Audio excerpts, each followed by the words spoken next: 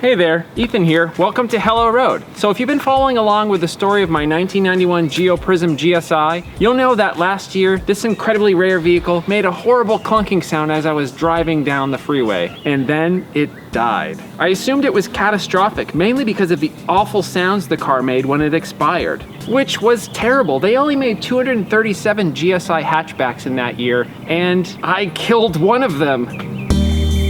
Sure, it's not a valuable car, but there's a small little group of enthusiasts for this thing. Small meaning like 6 or 7 people.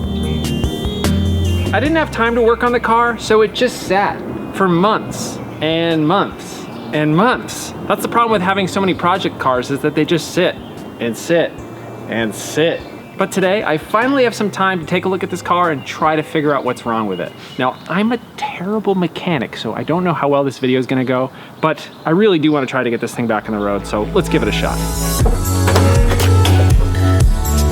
So just a reminder of what's under the hood here. This is basically a shared platform with the Toyota Corolla or Toyota Sprinter, the AE92 platform. So essentially, this car is a Toyota that was built in the US in the NUMMI plant in Fremont, California. And under the hood is the later red top Toyota 4A GE motor, making about 130 horsepower when it was new. So it also came with sport suspension and disc brakes and a few other things like this red stripe, which is now faded. That kind of set it apart from the base Prizm that was offered during this generation. So this car is kind of quick for the era, not like super fast, but it was pretty quick for the era. And the fact that it's so incredibly rare, like I said, only 237 hatchback GSIs made in 1991, I think that's a reason to really try to get this thing fixed up. So let's see what we can do.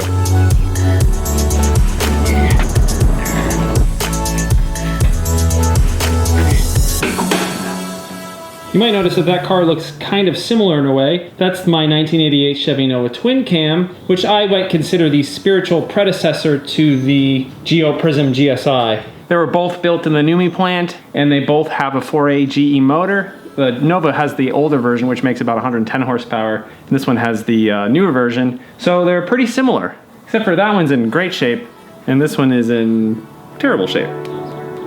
So I think the first thing I'm gonna look for is a giant hole in the engine block, and I don't think that's the case because there's no oil underneath the car. But just as a sanity check, I'm gonna take a quick look. Okay, no holes. I guess maybe the next step is, maybe I'll see if the timing belt is still intact. I don't know. Like I said, I'm a terrible mechanic. Well, that all looks fine. Okay, so I guess the next thing I'll do is check for spark. I've got this handy dandy inline spark tester that I'm gonna try out for the first time. So you attach one side to the spark plug, the other side to the plug wire, and it lets you know if you got spark. So I'll give it a shot, I guess. Use the number 1 spark plug. It's just random trash in here, that's awesome. This goes on the plug. And then this goes on the spark plug tester. This is the number 1 wire, and I connect this to the light. Okay, now that that's all connected, if the light on the spark plug tester lights up, then there's spark. If not, no spark. So it's a pretty good, simple test to try out. I probably should have done it 7 months ago when the car stopped working, but finally getting around to it now. We'll see what happens.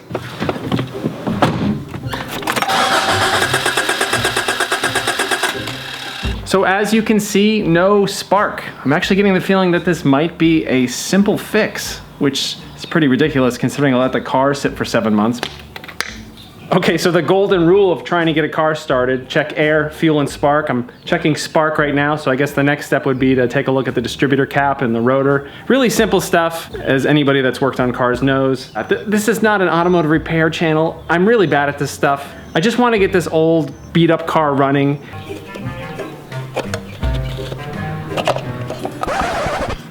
Well, that's interesting.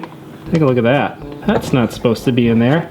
That's supposed to be attached to this. Yeah, your rotor's supposed to look like this, not that. Okay, so it's fairly obvious that the car, at least one of the reasons why it's not running is because of this. And if that's the only reason, I'm gonna feel like a complete idiot for not looking into this sooner.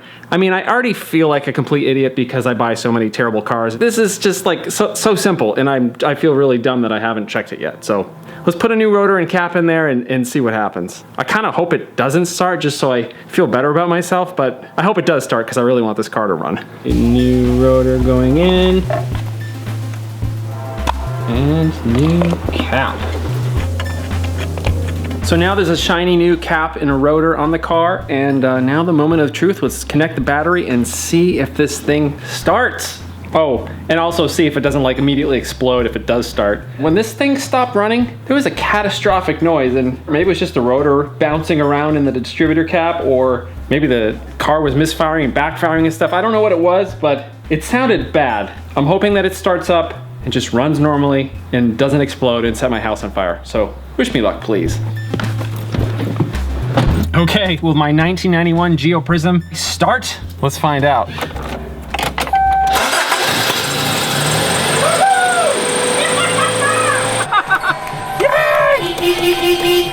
It started! That's awesome! Look at this! Look at that! It started! It started! It started! It started! Ooh, that's exciting. Also, I'm incredibly embarrassed. I've made several videos about this car talking about how catastrophic a failure this car had, and I just let it sit in the corner of my yard for months and months and months, but it was just a broken rotor. I should have had more faith in you, you old trusty Toyota 4A GE. I'm glad you're running, but you made me look bad. So now, both of my super rare cars that were built at the Fremont, California NUMMI plant are both running. Let's go take it for a drive. So excited. Yes, that's awesome. Check this out. Old school, attached to the door. Lap belt, don't forget the lap belt. 90s passive restraint system for you.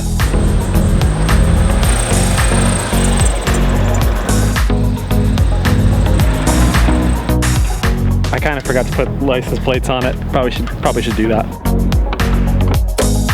All right, let's drive this thing around the neighborhood, see how this thing runs. Plus, I haven't driven this thing in like ages, so I'm excited. I'm excited to refresh my memory what this car is all about. And that sound of it starting is just good. It doesn't sound like it's running very well, but it's running. So hope I don't get pulled over, tags are expired. Well, the car runs slightly better than it did before it died. Squeaks a lot. Maybe the belts are not tight or something. It's still definitely down on power. My Nova twin cam, which technically has 20 fewer horsepower than this thing, feels faster. Definitely needs to be tuned up, I think. So it's kind of funny, I've owned this car for over a year and I've only maybe put 2,000 miles on the thing. And in those 2,000 miles, I've had a ton of memories with this car. I road tripped it from where I bought it in Utah all the way back to Los Angeles. I took it to the incredibly unique Gilgal Gardens in Salt Lake City. I drove it to the Parowan Gap in Parowan, Utah and saw some amazing petroglyphs. And I drove this vehicle to the Delta Solar Labs, which was a collection of these strange, otherworldly solar towers. And I drove the car to Zyzex Mineral Springs in Zyzex, California. In just the short time this car has been running in my possession, I've driven it to some really incredible places. And I hope to get this thing fixed up and be able to take it on some other road trips. I actually owned a 1991 Geo Prizm GSi back when I was 19. And I had that car for maybe a year and then I sold it. And I've always kind of missed that car, and that's why I bought this one.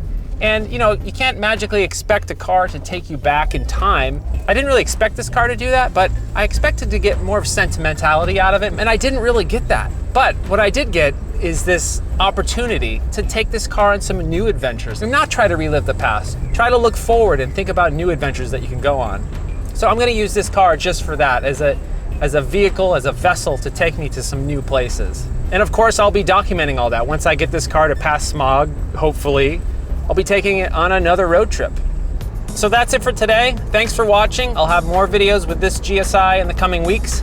If you're interested in helping support the channel and allowing me to make more of these videos, please visit helloroad.tv/shop and buy a Hello Road t-shirt. More videos on this GSi coming soon. Thanks for watching. I'll see you later. Yeah, this car is not running very well. We got some work to do.